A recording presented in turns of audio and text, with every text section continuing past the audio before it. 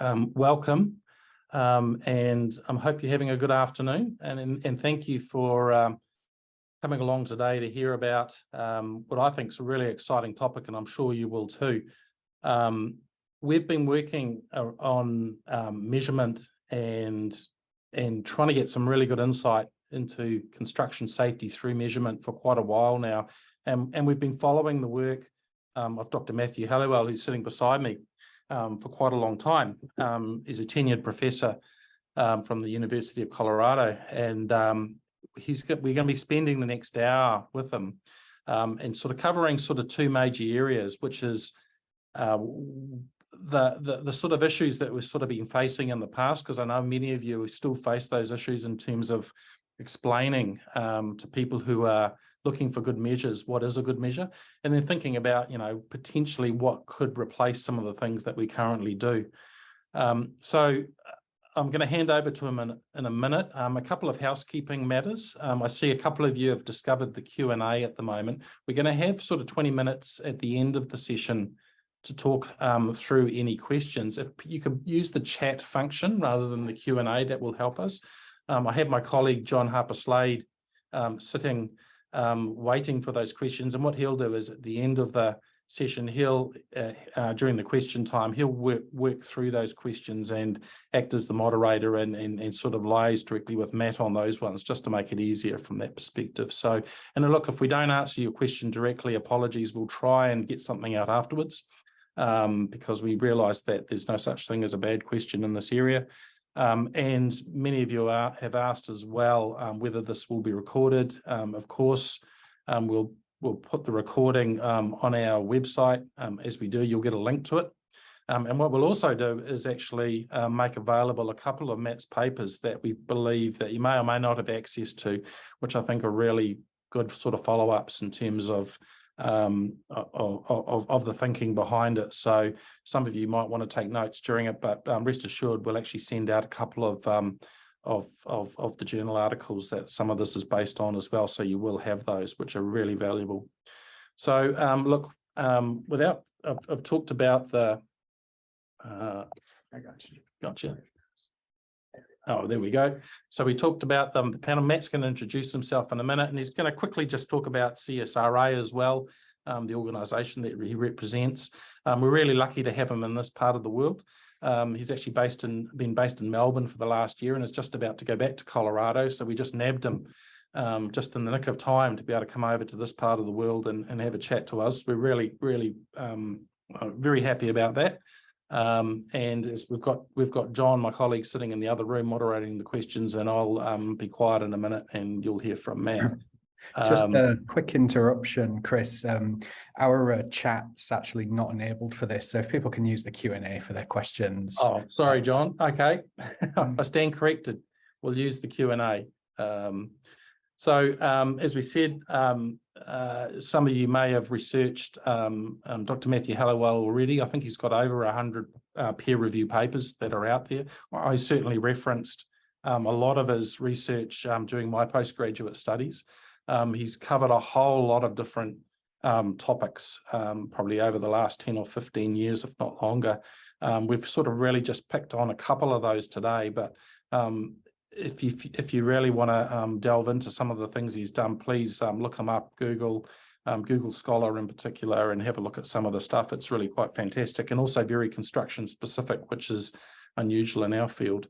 So look, without further ado, welcome Matt, and I'll let you get on with your webinar, and we'll have John talking through at the end. Wonderful. Thank you very much for the intro.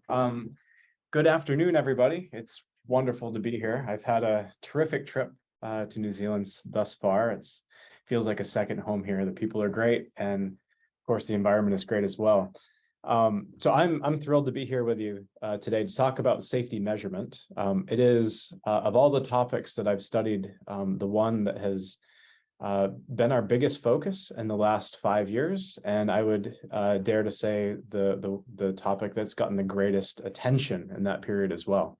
So I'm going to spend about 40 minutes or so covering some of the research that we've done and some of the findings that we have made. And I'm going to spend about 20 minutes talking about the past and 20 minutes talking about the future. So hopefully presenting a few problems with the status quo and a few potential solutions that I hope you will find interesting. So I want to start off by talking a little bit about measurement. I've done a lot of research in the area of measurement in general.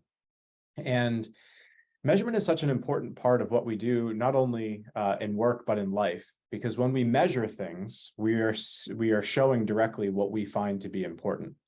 So our metrics, particularly from an organizational standpoint, is an opportunity to show what we care about. And in fact, in many ways, it shows how we are defining safety. One of the most recent, I would say, philosophical changes that I've seen globally in the area of safety is really a change to the definition of what safety really means to us as a profession. When I joined the safety profession as a researcher about 15 years ago, when we looked at the way we measured safety, the way we defined safety, it really, the one definition was really that we were sending everybody home at the end of the day. And I think philosophically and morally, that is still our goal. But we now kind of redefine safety as, instead of the absence of injuries, redefining safety as the continuous presence of safeguards. So it's really more of an input to the system and a consistent observation of the system, and not so much just the output. And I'll talk a little bit about systems and inputs and outputs here, particularly at the end of the talk, as I try to fit some puzzle pieces together. Another principle or value that I've seen come about in the last several years especially is that serious injuries and fatalities, SIF, if you want yet another safety acronym, is really becoming a top organizational priority. I've heard a lot of different organizations moving from generalized safety practices to what we'll call SIF-specific practices, but we don't yet have metrics that reflect that. And then finally, our value when it comes to measurement really should be metrics that support things that we can do, right? So metrics that support deliberate, strategic, sustained, and regular learning that allow us to take actions and prevent injuries. If we're just looking in the rearview mirror, those metrics are really not helping us to improve very much. They are only really helping us to react. So I think there's been a hunger in the last decade or so for better safety measurement, better metrics. And the research organization that I run has been trying to respond to that. I'll show you examples of the research that we do together, but just quickly, the Construction Safety Research Alliance out of the University of Colorado in the US is an organization that is an industry academic collaborative. So the industry professionals representing about 90 companies will collaborate with our academic team to do research in big teams. And one of those teams focused on safety measurement.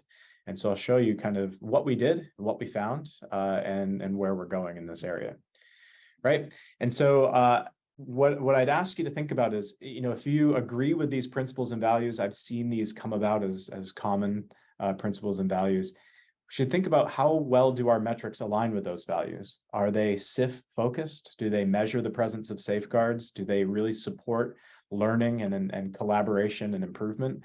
Do they help us prevent future injuries or not, right? And you can probably tell it's a bit of a rhetorical question. There's kind of an obvious answer to that question, but I'm going to try to unpack that a little bit more. Before I start presenting on metrics, I want to recognize that no single metric is perfect and no single metric is completely terrible. They all have their strengths and their weaknesses.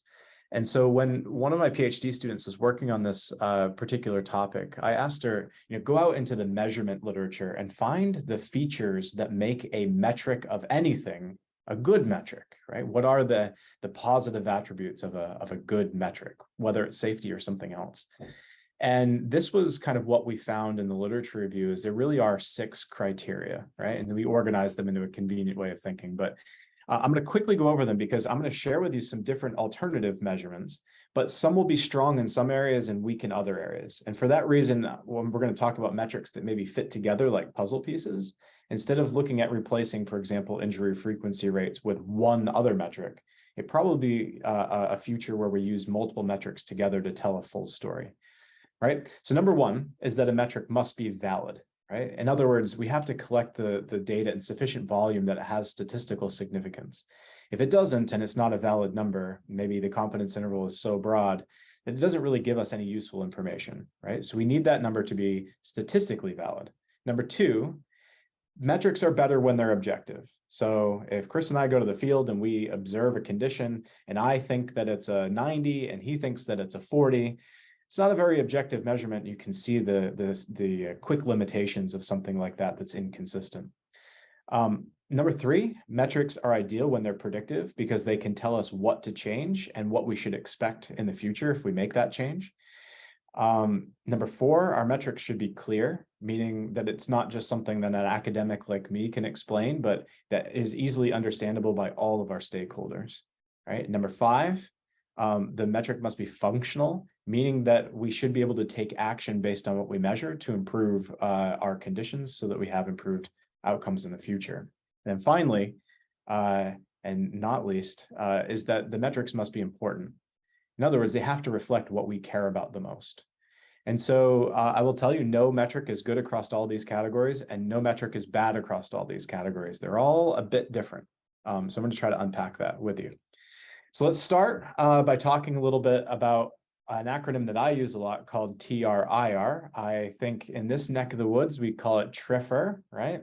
I'll show you what I mean by that number. The way we compute it in the US is it's the number of recordable incidents where the Occupational Safety and Health Administration, or OSHA, defines what is and what is not recordable. But it's the count of those injuries divided by the number of worker hours amassed in that same period and then normalized by 200,000. Now I know here, sometimes it's normalized by 100,000, sometimes it's normalized by 1 million. Sometimes I think people even normalize it by 200,000. Everything that I share with you here, it's based in North America primarily, although the data came from all over the world. But although I'm going to talk about TRIR using this equation that you see on your screen, all of the conclusions apply no matter what normalization factor. So you could multiply by nothing, you could multiply by 100, you could multiply by 1 million, and the findings are still the same because they're all scalar. But let's take a look and think about how we've used injury frequency rates for decades, almost half a century now. And you'll see I put some things up here as bullets, but really what we do when we use injury rates to measure safety performance is we're using them as a comparative metric, right? We're comparing our own safety performance in one period of time to our safety performance in another period, right? If we're benchmarking against peers, we compare our injury rate to the rate of our peer companies. If we have multiple business units, we're comparing those units. And then we actually make some pretty overt decisions based on injury frequency rates. And that is things like pre-qualifying and selecting contractors, people using these for ESG ratings, performance evaluations and incentives for your team, and so on. So we've used recordable injury rate in its various forms as a comparative metric. And our question for our research team, all of our research comes in the form of questions, was that given the way that we use recordable injury rate as a comparative metric, to what extent is that actually statistically valid? Are we making comparisons between things that actually carry any statistical differentiation, or are we maybe having a little bit of that smoke and mirrors effect?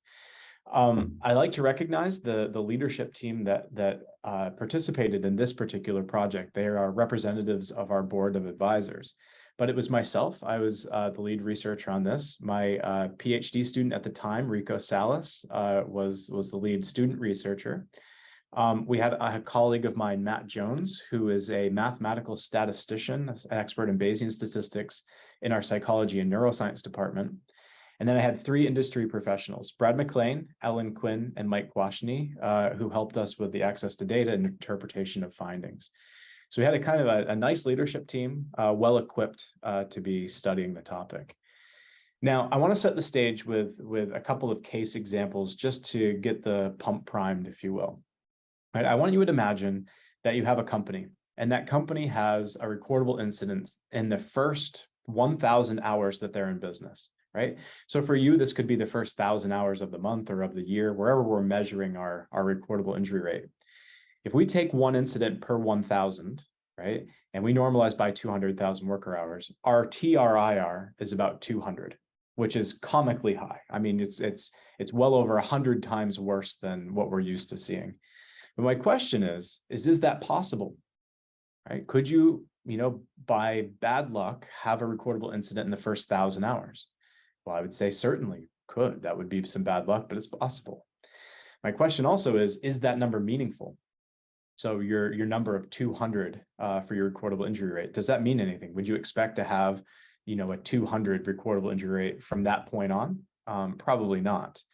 So in this kind of fictional example, you can see how ridiculous it is to take recordable injury rate over too short of a time. But the question becomes, how many worker hours do you need? If 1,000 hours isn't enough, is 100,000 enough? Is 1,000,000 enough? Is 10 million enough? That was really our question, is when does this actually become meaningful? So I want to give you two other examples, right? Take company B and company C. All right, for company B, we're going to say they have 7 recordable incidents over about 1,000,000 worker hours. So a denominator that we're used to seeing, right? About 1,000,000 worker hours. If you were to report that, that would be a TRIR of 1.4. But I want you to imagine you have company C, and they have 24 recordables over 6 million. So they have more injuries. They have more time, right? So 24 over 6 million hours gives you a recordable injury rate of 0.8. Now in the US, many clients will hold this sort of magic threshold of 1, of when you're pre-qualified or not pre-qualified to even bid on a contract. But my question for you, just a thought question, is company C really better than company B? Can we conclude that from the information that we have in front of us? It seems so, right? And the decisions that we make using that information often assume so. But as you can probably guess, it might not be the case. The other question is, would we expect that company C would perform better in the future? And should I select as a client one company over the other? And so we set out to answer those questions. I'm not going to get deep into the analytical procedure, although I am more than happy to answer questions about the analytical procedure. It's published in detail in Rico's PhD dissertation, and superficially in our professional safety journal article that we'll share with you. But we leveraged the strength of the CSRA community and all the members, and we were able to gather about 17 years worth of data from our entire membership, which equated to about 3.2 trillion worker hours of exposure. And so these are thousands of recordable injuries represented, tens of thousands, a very large data set where we were able to apply 2 statistical techniques. The first was Monte Carlo simulations. Put simply, Monte Carlo simulation allowed us to quantify the extent to which the timing and patterns of recordable injury rates were random, right? So sometimes people say, well, if I have a recordable injury, that will change how we behave and what happens immediately after. And what we've noticed is when we have very large data sets and very large periods of time, there are no feedback loops, right? It is almost as random as the flip of a coin. The second thing that we did is we used generalized linear modeling to test the extent to which past recordable injury rate predicts future recordable injury rate. We also looked at the extent to which recordable injury rate, our medium severity injuries, predict our fatalities. And what we found from this analysis are some pretty strong, but probably not surprising conclusions. That number one, recordable injury rate is not predictive of future TRIR. So our performance of the past is not indicative necessarily of our performance of the future. The second is that TRIR is not predictive of fatalities, meaning there is no statistical relationship between recordable injury rates and more severe injuries. And then number three is that the recordable injury rate timing and the distribution is about 98% random, which coincidentally is about the same as a flip of a coin. Flip of a coin is not perfectly random, and neither is TRIR, but it's pretty darn close. So what does this mean? When I go into executive meetings, I'm often tasked with explaining this to people, and I'm using the word probability a lot. And that's not the easiest thing to explain. So I oftentimes will actually do an activity with the group, and I give the whole group of people that I'm with, I give them each a 6-sided die. Everybody gets one. What I ask them to do is I say, go ahead, roll the die 10 times. and tell me what the average is, right? Total up the number of points you get. So if you roll a 4, you get 4 points. The next roll, you roll a 1, you get another one. You add them all up and find the average, right? And this is a real situation. And what I want to point out is, if you look at die 1 and die 3, it looks like roller 1 was, if a higher number is better, roller 1 was much better than roller 3, right? So we could start to draw the conclusion that, hey, the person who's rolling die 1, they're just a better roller than the person who's rolling die 3. But we all know a 6-sided die, it's not a matter of who's good roller or bad roller. There's some randomness to it, right? There's a distribution. Now, if I roll it more times, right, I have more rolls, 1,000 instead of 10, what I start to see is a little bit more stability in the data. The averages get a little closer, but I still have one person rolling a 3.1 and another person rolling an average of 3.9, right? Still the same 6-sided die. And just the same way our safety system, right, it could be exactly the same month to month, but we're going to produce different outcomes even with the same system. It's only until we roll that die about 10,000 times that we start to see that the dice are really designed to give us an average of 3.5. If you were to do it 1,000,000 times, you would see an average of 3.5 across the board. But when we think about safety and we're thinking about a recordable injury rate of 1, what that really means is we have a 200,000 sided die where 199,999 of those sides are 0 and one side is 1. And every hour we're rolling that die, right? That's how random this really is. So to give you an analogy of how we're using that data, you can start to see, we need a lot more hours of data to have precise measurements of injury rates than we originally thought. So I want to give you an example of how much time you actually have. Because we did this analysis where we found that the occurrence of injuries is rare and random, and there are no feedbacks, so they are independent. The best distribution for us to use to model this is called a Poisson distribution. We use it often in science to describe extreme events. But what it allows us to do is it allows us to answer that question: how many hours do I need? Right? And so let's say you have a recordable injury rate of 1, and you wanted to be able to say, I'm 95% confident that my actual TRIR would reasonably fit, 95% of the time in an interval between 0.75 and 1.25.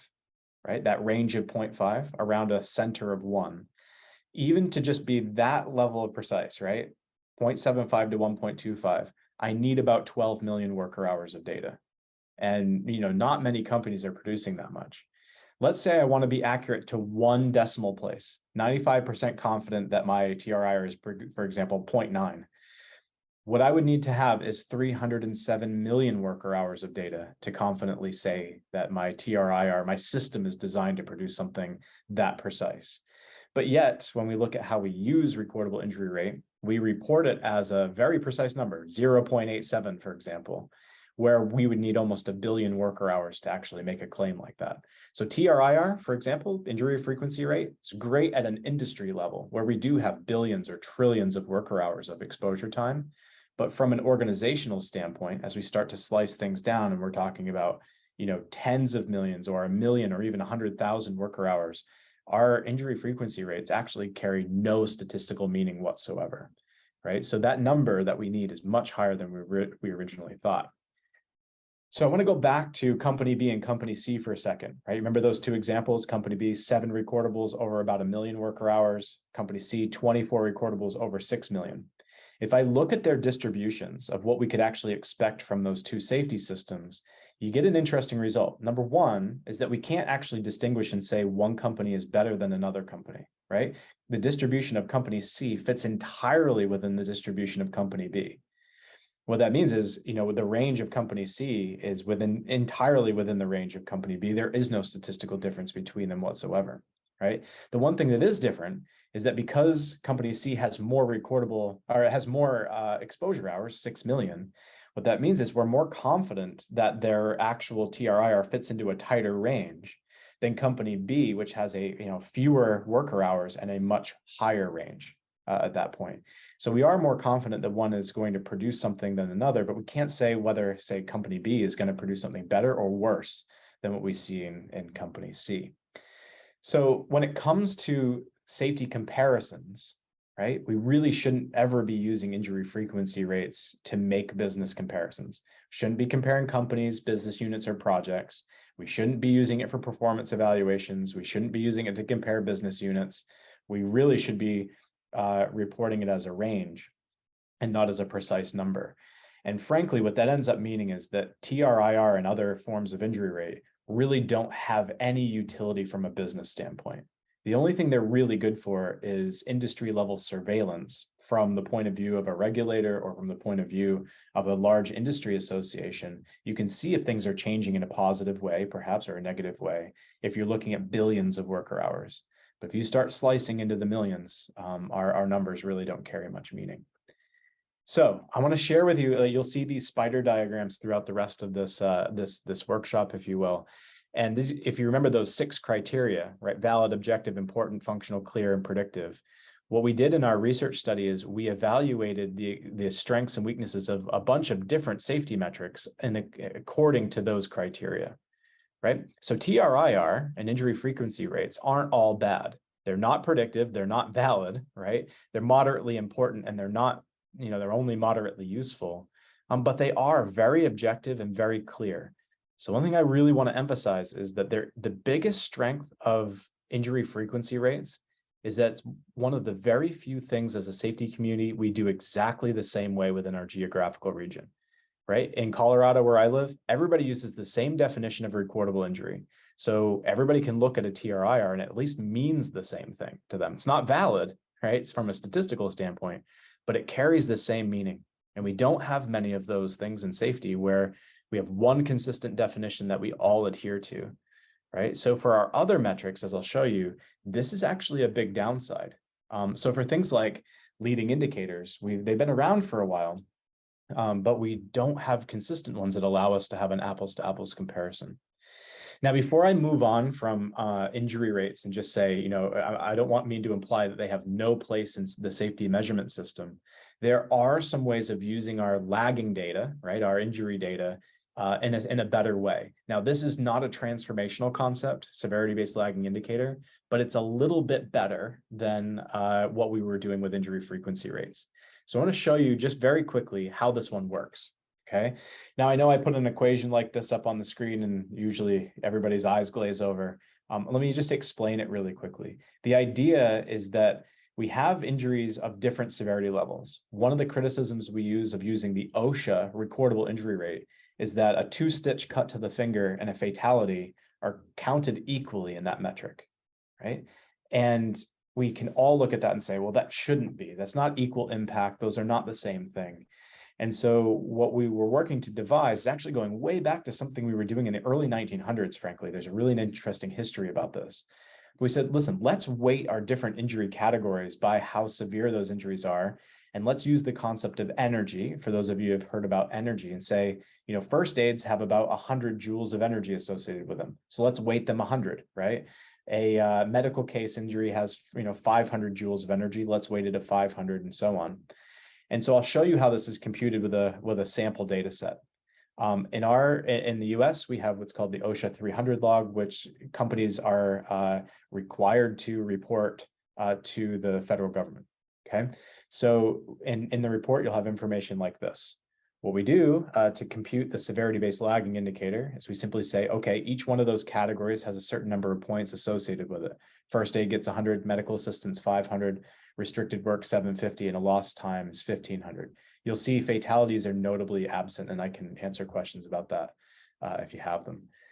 What we simply do is we assign each incident with that number of points. So for month 1, I take 12 times 100, plus 2 times 500, plus 1 times 750, and then I didn't have any lost time, so there's no 1500. If I sum them all up, I get 2950, right? That's, it gives me a total count, and then I can divide by the number of worker hours and normalize it. So it's the exact same thing as any other injury rate, but instead of having a first aid rate, a medical assistance rate, a restricted work rate, and so on, I can combine them all into one number by weighting them by their relative severity. Now, this has gotten a lot of attention recently because what it does is it significantly stabilizes the data. So this is a company, a large company, utility based out of the US, And this is their recordable injury rate over a 36-month period, a 3-year period. You can see it's just a total mess of noise. Okay. It shows that in month, 12 through 14, they were almost perfect. And then 5 months later, everything looks terrible. The reality is this very large utility made virtually no major change to their safety system. They're just got unlucky. The roll of the die changed, right? This is just a bunch of noise. But if you take the severity-based lagging indicator over about the same period of time, and you roll the averages, so I'm going to take a 12-month rolling average, what we can see are the natural up and down cycles that exist within their lagging indicators in their organization. And interestingly enough, we've seen these up and down cycles we call aggression and relaxation cycles in almost every major company and every major project that we've studied. And you'd never get that information from something like this, right, from the TRIR. So I'm not spending too much time on this one. There is a paper that is coming out on the severity-based lagging indicator, but I'd be remiss if I implied that we should just throw all of our lagging indicators away, because there are some ways to use the data that we already have in a more valid way by weighting things by their relative severity and rolling the averages over a longer period.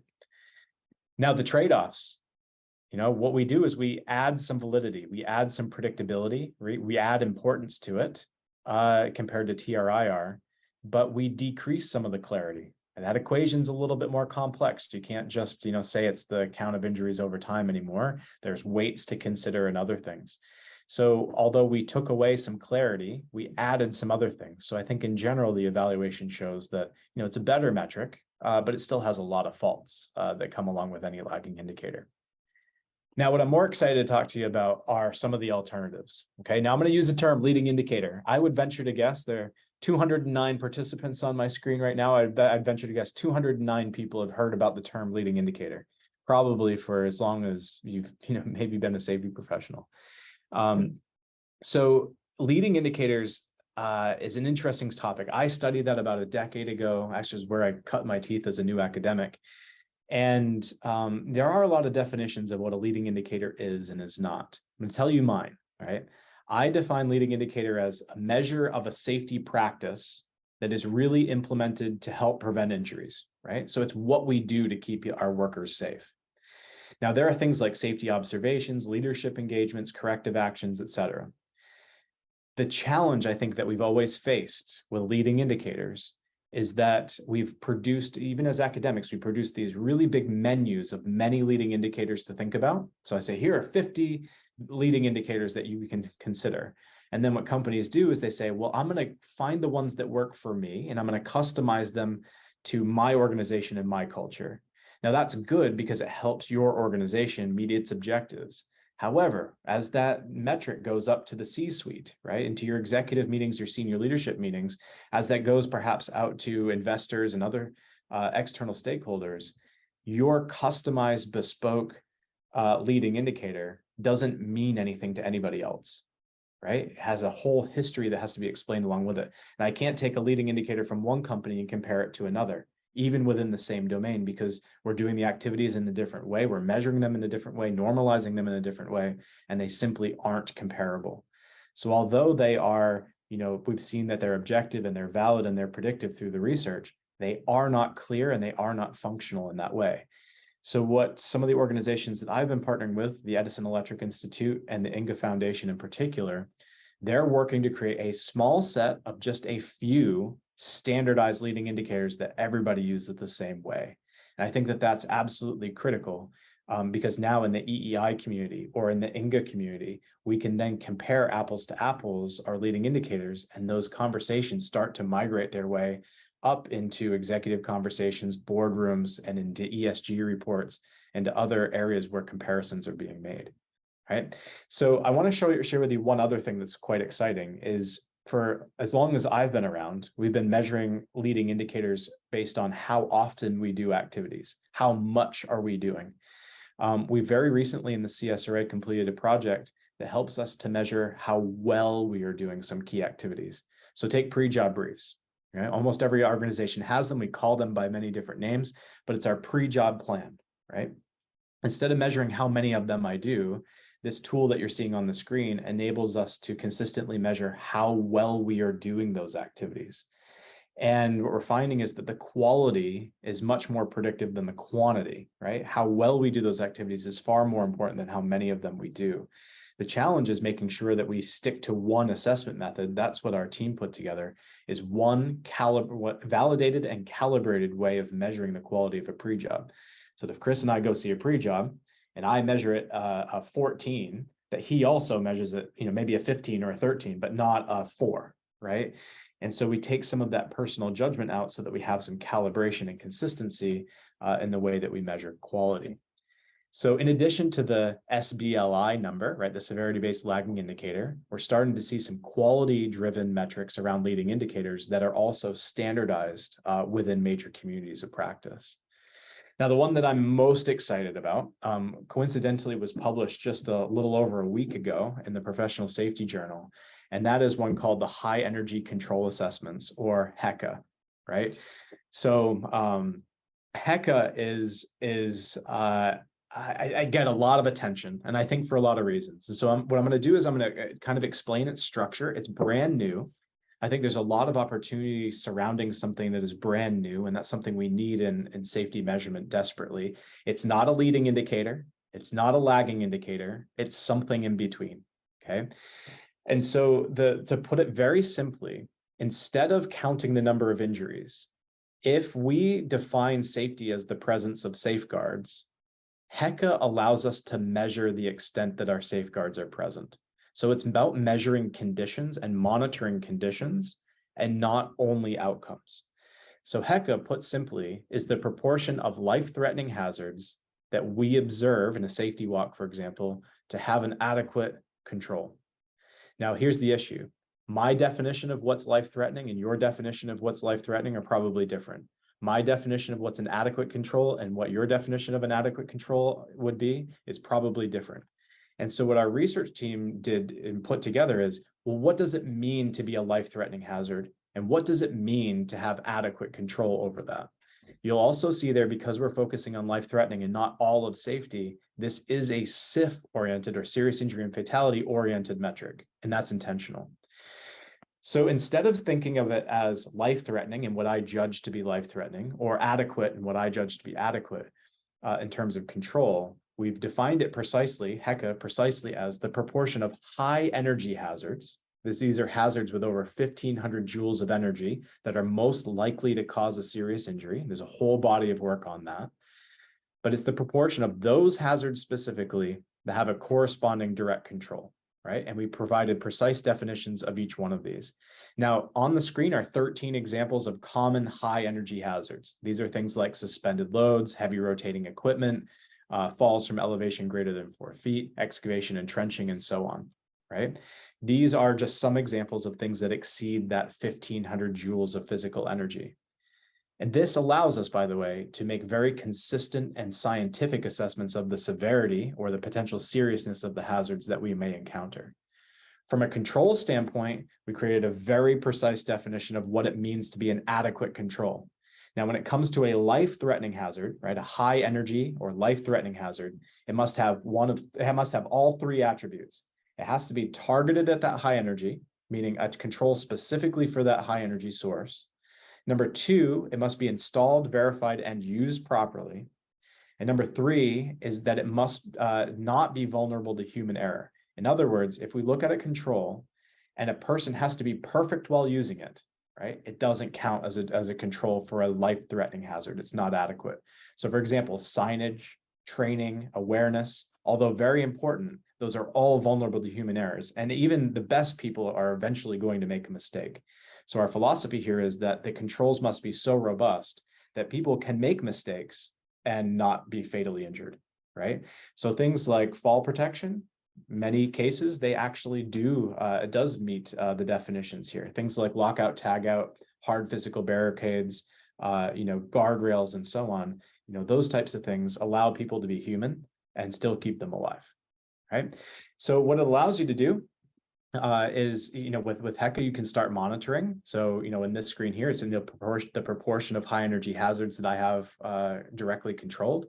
I can trend that one number over time, and it carries some meaning, especially if I'm making many, many observations and sampling appropriately.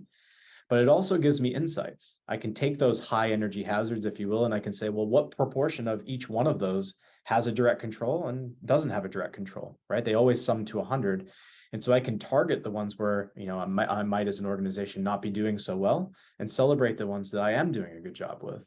And I can even do the same with my controls. I can start to look at the controls and say, well, when a control should be present, in what proportion of the time do I actually observe that it is present, being used properly, installed, targeted, etc. So I really can start to unpack trends from that number and not just track that one specific number only.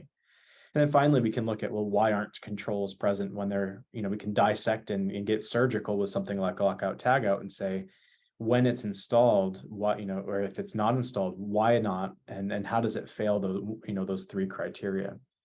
So HECA is gaining a lot of traction. It evaluates very well in terms of it being valid, objective, important, functional, clear. We don't yet know if it's predictive. We're doing that research now. And if it is, it's the spider diagram that does the best at filling out the web there.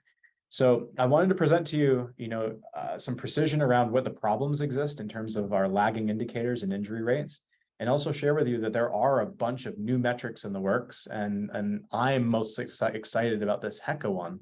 But I want to share with you one last thing. We oftentimes think about safety metrics in isolation, each measurement by itself and replacing one with another.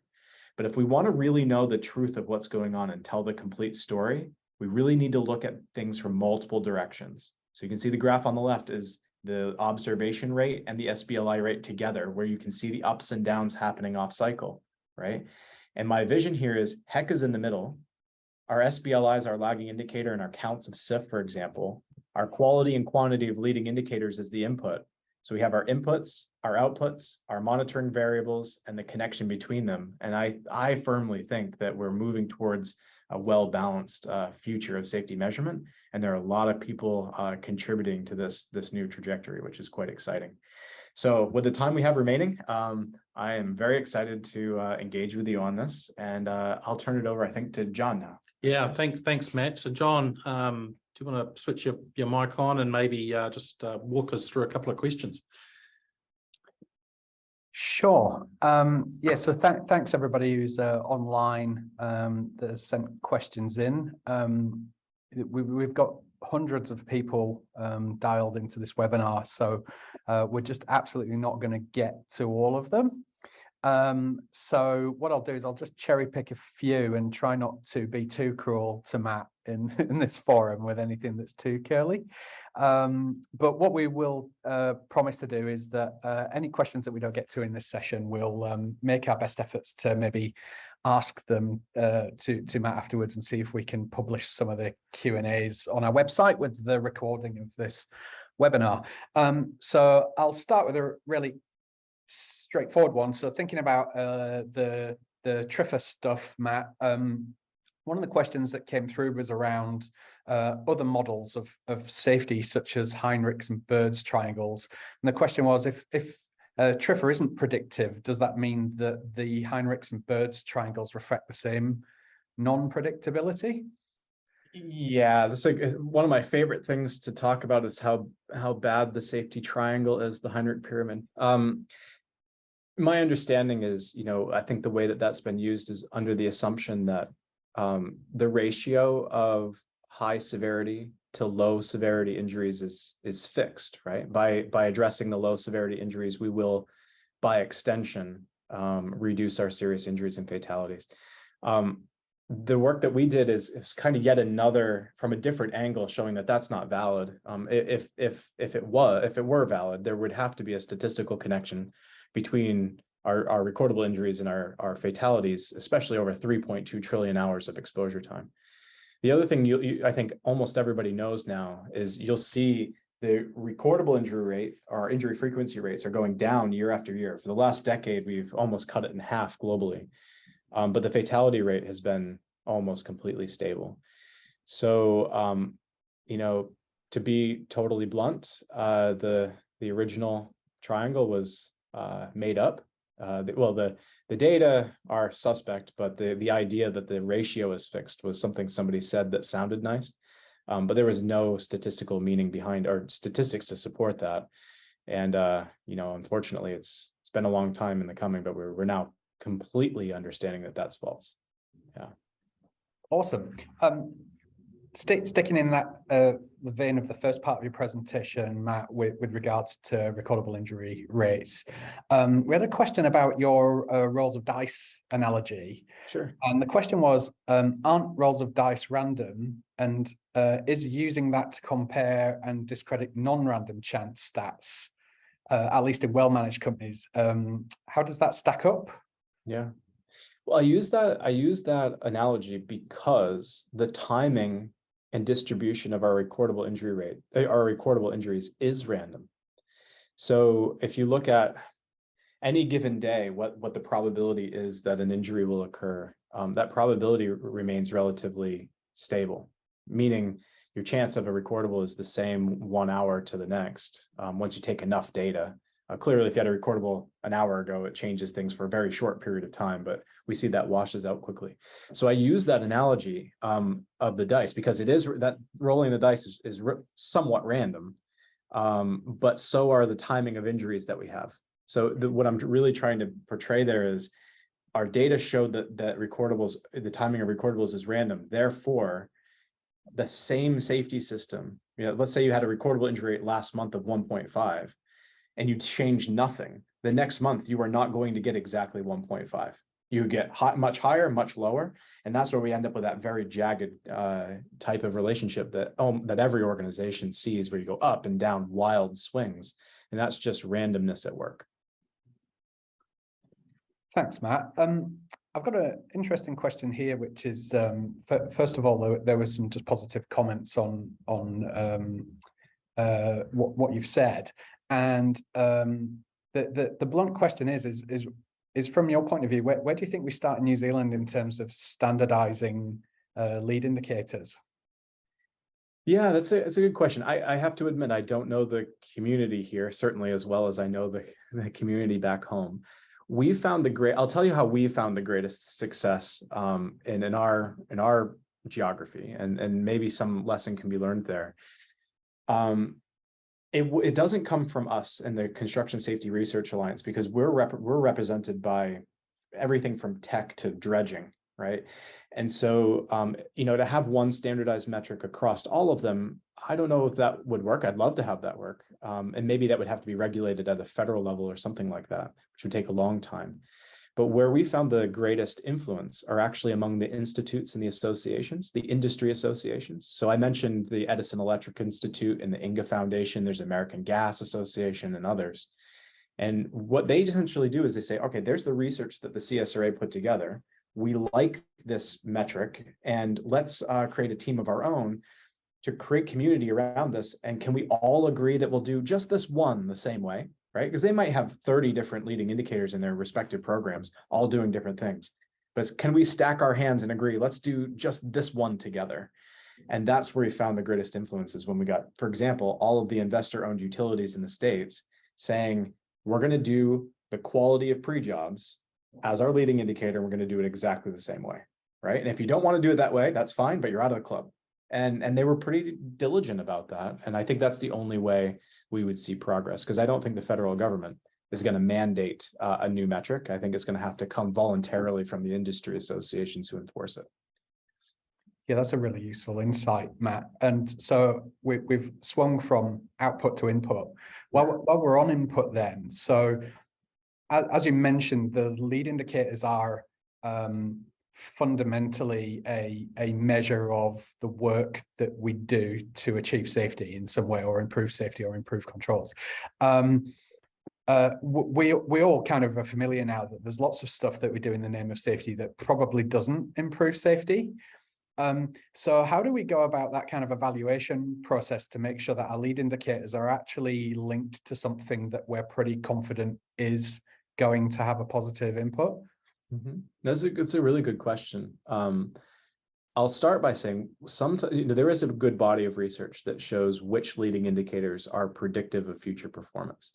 Now, when some people look at that body of literature, it's almost always a correlation to recordable injury rate or injury frequency rate of some kind. So sometimes people will ask me, does that presentation you just gave mean that all of that body of research is invalid? And it's actually a bit counterintuitive, right? So if you look at those research studies, I did a few, but there are many done by many other people. If you look at that, what you're trying to do is take a piece of information and predict something that is very rare and random. It only has about 2% predictability, right? So what we find is if you do find anything that does have a statistical relationship to future safety performance, and there is a reasonable association between these two variables, and you're finding a statistical, like an effect size, it means that that relationship is probably even stronger than what the data are showing, right? Because you're trying to predict something that is indeed so random. So what I suggest is if we're trying to test the extent to which our leading indicators actually work, I would suggest a two-step process, right? Well, 3 steps. 1, measure that leading indicator consistently and do it across many different, applications, different companies, different geographies. Number 2 is I would find a long-term metric to correlate against, but that means that you're going to have to collect the data over a long period of time to make that long-term association, which takes time and energy and patience. The third is try to use something that you can measure in the short term. So if your leading indicator is intending to improve leadership engagement, measure your safety climate and ask people, do they feel, right, that they're getting better support from leadership? It's not ultimately what we're after. We're after reduced injuries, but it's a proxy variable in the short term that you can track. So I suggest track your inputs, find something in the middle that's meaningful to your organization that reflects whether or not that intervention worked, and then correlate and be patient over a long period for that hopeful improvement in injury rates. Excellent. So we've been at input and output end, so let's talk about the bit in the middle. So real kind of basic question, I suppose, but an important one, I think, which is where did the 1500 joules criteria come from? Yeah, so I knew when I was presenting it, I was like, oh, there's a big question mark there of where did those numbers come from? I'll do my best in 1 minute to explain that study. So the other area, in addition to safety measurement that I work in, is what I call energy-based safety, right? How to use the concept of energy to be a bit more objective and scientific about the way we look at hazards, prioritize hazards, and install controls. Now, there are really 3 principles, and I would even go as far as to considering them first principles of safety. Number 1 is every injury that's ever occurred is the result of some undesirable contact between a human being and an energy source, right? Energy causes harm to the human body, the transference. The second, which is where this joules thing comes from, is more energy causes more harm, right? A heavier object higher in the sky has more capacity to cause harm than a lighter object lower down, right? And that's intuitive. But we did a study where we said, okay, we tested that hypothesis where we collected injury, used the information from injuries and associated that with the severity of the outcome. What we found is if you are less than 500 joules of energy, that means you're most likely to have a first aid injury.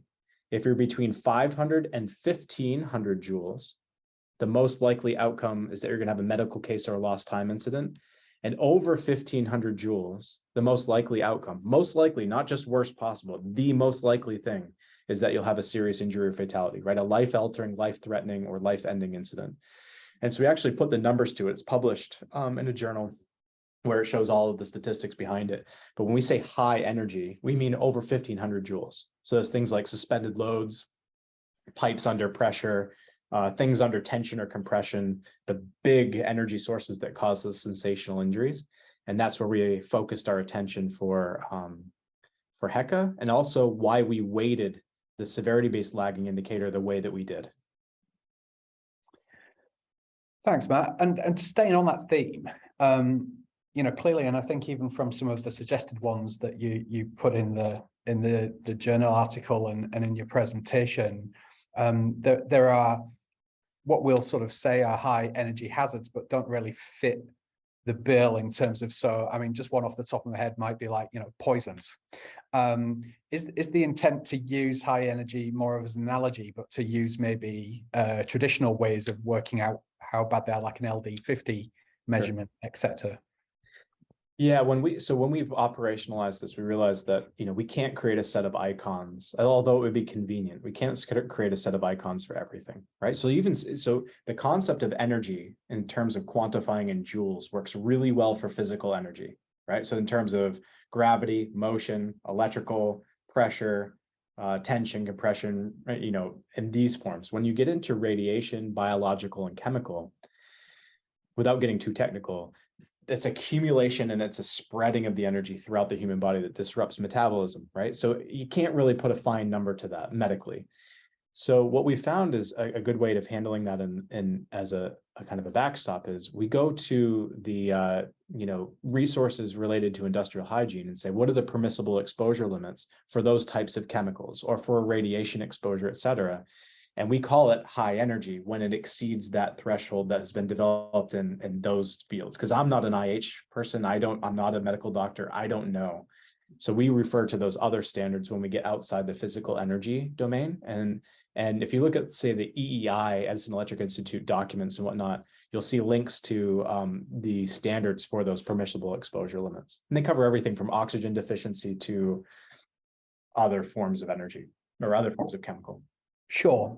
And keeping with those, more traditional physical hazards that you're talking about that meet or exceed that 1500 joule criteria, do you think that it's realistic for your average sort of safety generalist, practitioner or professional to be able to sort of make those types of calculations within their organizations so that HECO would be a comparable metric? Yeah, I think the answer is yes. We're working on the calibration of that now. So with our research teams, our development teams in the Edison Electric Institute, we're going through exercises where we look at a continuous or work site and say, what are the high energy hazards and to what extent can we analyze this easily and agree? For the vast majority, about 85% of the high energy hazards are fairly easily recognizable using those icons that I showed you. The other ones are a little bit more difficult. So if you're looking at tension, for example, you're looking at, well, I have this object and it's 30 feet or 30 meters or whatever it may be off the ground. To support that, we actually made a pretty simple calculator that works on the phone. So you can actually slide over and say, I have this many kilograms, this many meters, or, I have, it's traveling this fast and it's this heavy. And you can make those assessments with a calculator. So if you can estimate how high or how heavy or how fast something is going, or how big of a diameter the pipe is and what's in it, then you can make the energy assessments pretty easily. So we have been creating all of these tools to try to calibrate, and not perfect, but getting better quickly already. Thank you, Matt. John. Thanks. Yeah. I think we've just run out of time. But look, as John said, we've probably got some more questions there that we'll attempt to get through. But I'd just like to thank Matt for being with us today. It's been fantastic. I've certainly learned a lot over the last couple of days, and I hope everybody online has found something new. And I guess it's just sort of piqued my curiosity as well. So I think a couple of these papers that we'll send out, hopefully you'll find valuable, and look, there's plenty more there as well. So sort of without further ado, thanks for the questioning, John, and I hope everyone has a great rest of the week. Thanks, everyone.